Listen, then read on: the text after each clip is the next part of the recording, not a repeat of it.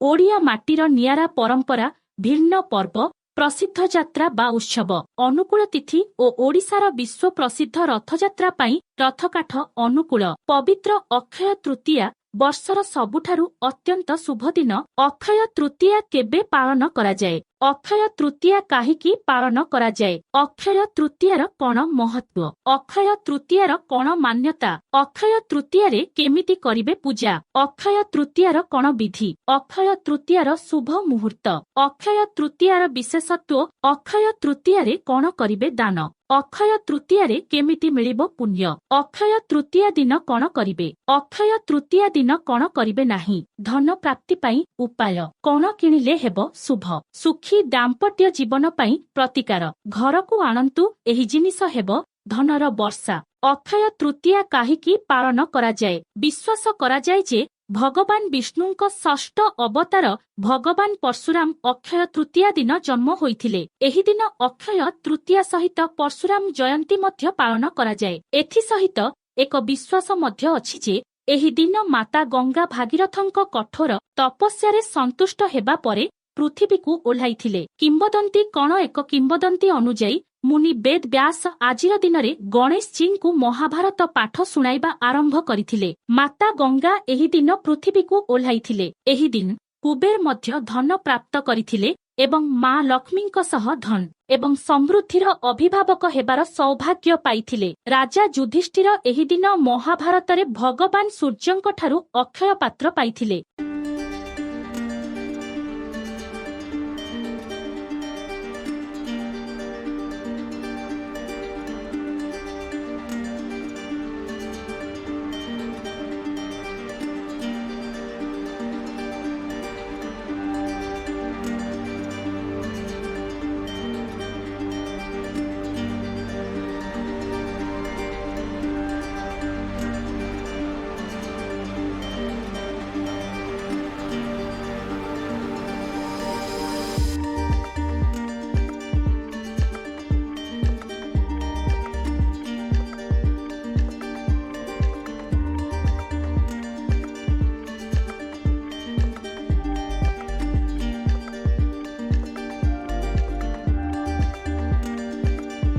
अक्षय तृतीया शुभ मुहूर्त समय 2022 मसीहारे मे 03 मंगलवार दिन अक्षय तृतीयार पर्व पालन कराजिब। अक्षय तृतीया पूजा मुहूर्त मई मे 03 टा सकाळ 5टा बाजी 39 मिनिट रु 12टा बाजी 18 मिनिट अपराह्न। तृतीया तारीख 03 मई मे सकाळ 5टा बाजी 18 मिनिट रु आरंभ हेब। तृतीया तारीख मे 04 रे सकाळ 7टा बाजी 32 मिनिट रे शेष हेब।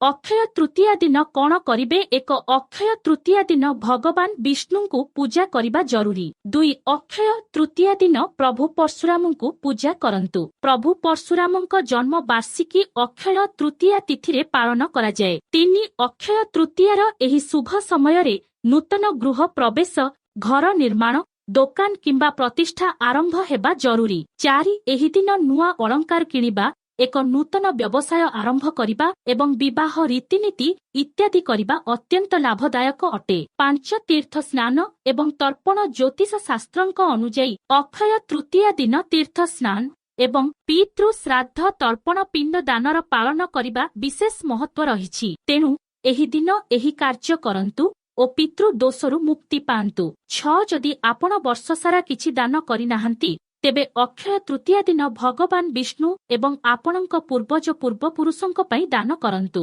7 ଅନ୍ନ ବା ଖାଦ୍ୟ ଦାନ ଅକ୍ଷୟ ତୃତୀୟା ଦିନ ଗହମ, ଚଣା, ଛତୁଆ, କଦଳୀ, ତରଭୁଜ, କାକୁଡି, ଚାଉଳ, ଫଳ, ତେନ୍ତୁଳି, ପନିପରିବା, ମହୁ, ପଞ୍ଚମେଭା କାଜୁ ବାଦାମ, କିସମିସ, ଚୁହାରା ଖଜୁରୀର ଏକ ଶୁଖିଲା ଫଳ, କପ୍ରାଗିଟ୍ ଶୁଖିଲା ନଡିଆ, ମାଟି ପାତ୍ର, ଜ, ଘିଅ, କ୍ଷୀରଜାତ ଦ୍ରବ୍ୟ ଏବଂ ଫଳ ଦାନ କରନ୍ତୁ ଓ ନିଜ ସାମର୍ଥ୍ୟ ଅନୁସାରେ ବ୍ରାହ୍ମଣମାନଙ୍କୁ ଖାଦ୍ୟ ପ୍ରଦାନ ନିଶ୍ଚୟ କରନ୍ତୁ।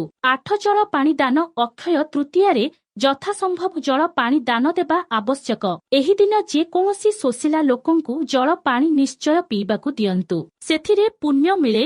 9 କଳସ ଦାନ ଏହି ଦିନ ମନ୍ଦିରକୁ ପାଣିରେ ଭର୍ତ୍ତି ଏକ ମାଟି ପାତ୍ର ଦାନ କରନ୍ତୁ। ଜଳ ବ୍ୟତୀତ ମାଟିରେ ତିଆରି ମାଟି ପାତ୍ର, ମାଟି ସୁରେଇ ଇତ୍ୟାଦି ଦାନ କରନ୍ତୁ। ଏହା ଜୀବନରେ ସୁଖ ଏବଂ ଶାନ୍ତି ବୃଦ୍ଧି କରିବ। 10 ରାମ ରକ୍ଷା ସ୍ରୋତ ପାଠ, ଯେଉଁମାନେ ରୋଗରେ ପୀଡ଼ିତ ସେମାନେ ଏହି ଦିନ ରାମ ରକ୍ଷା ସ୍ରୋତ ପାଠ କରିବା ଆବଶ୍ୟକ। 11 ରାମଚରିତ ମାନସ ଏହି ଦିନ ଶ୍ରୀ ରାମଚରିତ ମାନସର ଅରଣ୍ୟ କାଣ୍ଡ ପାଠ କରାଯିବା ଉଚିତ। ଏଥିରେ ଭଗବାନ ରାମ ଋଷି ଏବଂ ମହାନ ସାଧୁ ସଥମାନଙ୍କୁ ଦର୍ଶନ ଦିଅନ୍ତି ଏବଂ ସେମାନଙ୍କର ଜନ୍ମର ପୁଣ୍ୟର ଫଳ ପ୍ରଦାନ କରନ୍ତି। ଜନ୍ମ ପରେ ସେମାନଙ୍କର ଗୁଣର ଫଳ ପ୍ରଦାନ କରନ୍ତି। ଏହି କାଣ୍ଡକୁ ପଢିବା ଦ୍ୱାରା ପ୍ରଭୁ ଶ୍ରୀରାମଙ୍କ ପ୍ରତି ଭକ୍ତି ପ୍ରାପ୍ତ ହୁଏ। 12 ଅକ୍ଷୟ ତୃତୀୟାରେ ଘରେ ସୁଖ ଏବଂ ଶାନ୍ତି ବଜାୟ ରଖିବା ପାଇଁ 11 ଗୋମତୀ ଚକ୍ରକୁ ଏକ ଲାଲ ରେଶମ କପଡାରେ ବାନ୍ଧି ଏକ ରୂପା ବାକ୍ସରେ ରଖି ଏବଂ ଏହାକୁ ପୂଜା ସ୍ଥାନରେ ରଖନ୍ତୁ। ଏଥିରେ ଘରେ ସବୁବେଳେ ସୁଖ ଏବଂ ଶାନ୍ତି ରହିବ। 13 ଏହାକୁ ଆଲମାରିରେ ରଖନ୍ତୁ। ଅକ୍ଷୟ ତୃତୀୟା ଦିନ ଏହାକୁ ଏକ ନାଲି କପଡାରେ ବାନ୍ଧି ଆପଣଙ୍କ ପୂଜାପାଠରେ ଗୋଟିଏ ନଡିଆ ଲଗାନ୍ତୁ। ବ୍ୟବସାୟୀମାନେ ଗୋଟିଏ ନଡିଆକୁ ଲାଲ କପଡାରେ ବାନ୍ଧି ନିଜ ନିରାପଦରେ ରଖିବା ଉଚିତ। ଏହି ଦିନ ତୁମ ସେଫରେ ମହୁ ଏବଂ ନାଗକେଶର ଭର୍ତ୍ତି ଏକ ରୂପା ବାକ୍ସ ରଖ।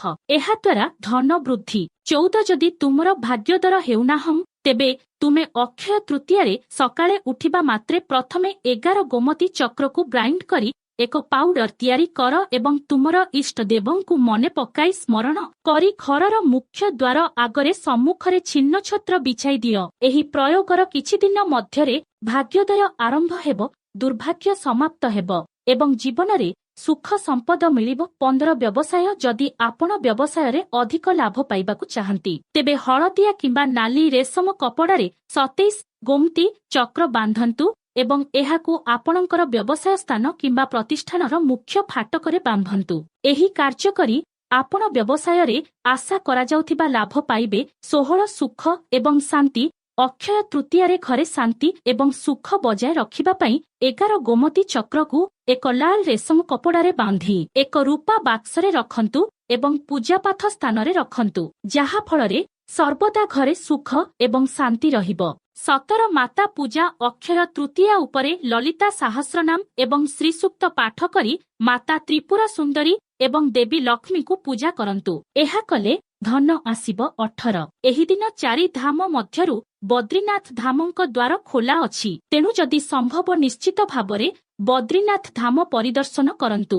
ଅକ୍ଷୟ ତୃତୀୟା ଦିନ କଣ କରିବେ ନାହିଁ? ଏକ ଅକ୍ଷୟ ତୃତୀୟାରେ ଅତ୍ୟାଚାର, ଦୁଷ୍କର୍ମ, ଚତୁରତା ତଥା କାହାର ଆତ୍ମାକୁ ଆଘାତ କର ନାହିଁ, କାରଣ ଏହି ପାପର ଫଳ ଅକ୍ଷୁର୍ଣ୍ଣ ରହିଥାଏ। ତେଣୁ ଏହି ଦିନ କରାଯାଇଥିବା ପାପଗୁଡ଼ିକ ପ୍ରତ୍ୟେକ ଜନ୍ମରେ ପିଛା କରି ଗୋଡ଼େଇ ଚାଲିଥାଏ। ତେଣୁ ଏହି ଦିନ ସାବଧାନର ସହ ଭଲ କାର୍ଯ୍ୟ କରିବା।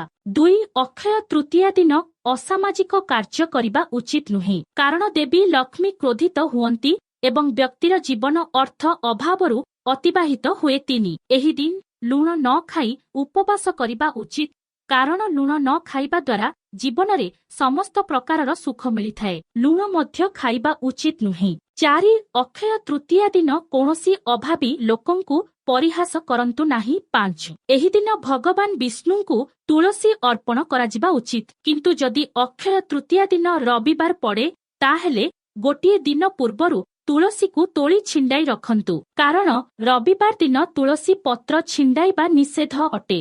6 ଅକ୍ଷୟ ତୃତୀୟା ଦିନ ସ୍ନାନ ପରେ ପରିଷ୍କାର କିମ୍ବା ନୂତନ ପୋଷାକ ପିନ୍ଧି ଶୁଦ୍ଧତାର ବିଶେଷ ଯତ୍ନ ନେବା ପରେ ଦେବୀ ଲକ୍ଷ୍ମୀଙ୍କୁ ପୂଜା କରାଯିବା ଉଚିତ। ଏହି ଦିନ ମଇଳା କିମ୍ବା ଧୋଇ ନଥିବା ପୋଷାକ ପିନ୍ଧିବା ଉଚିତ ନୁହେଁ, ଯେଉଁଥିପାଇଁ ଲକ୍ଷ୍ମୀ ମାତା କ୍ରୋଧିତ ହୋଇପାରନ୍ତି।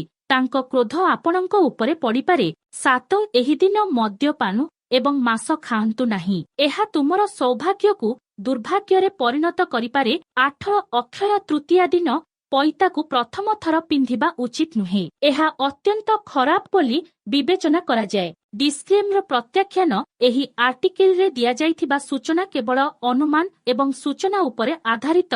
ଏହା ଜଣାଇବା ଜରୁରୀ ଯେ ଆମେ କୌଣସି ପ୍ରକାରର ବିଶ୍ୱାସ ସୂଚନାକୁ ସମର୍ଥନ କରୁନାହୁଁ। କୌଣସି ସୂଚନା କିମ୍ବା ଧାରଣା ପ୍ରୟୋଗ କରିବା ପୂର୍ବରୁ ସେଗୁଡ଼ିକ କାର୍ଯ୍ୟକାରୀ କରିବା ପୂର୍ବରୁ ଦୟାକରି ସମ୍ପୃକ୍ତ ବିଶେଷଜ୍ଞଙ୍କ ସହିତ ଯୋଗାଯୋଗ ପରାମର୍ଶ କରନ୍ତୁ।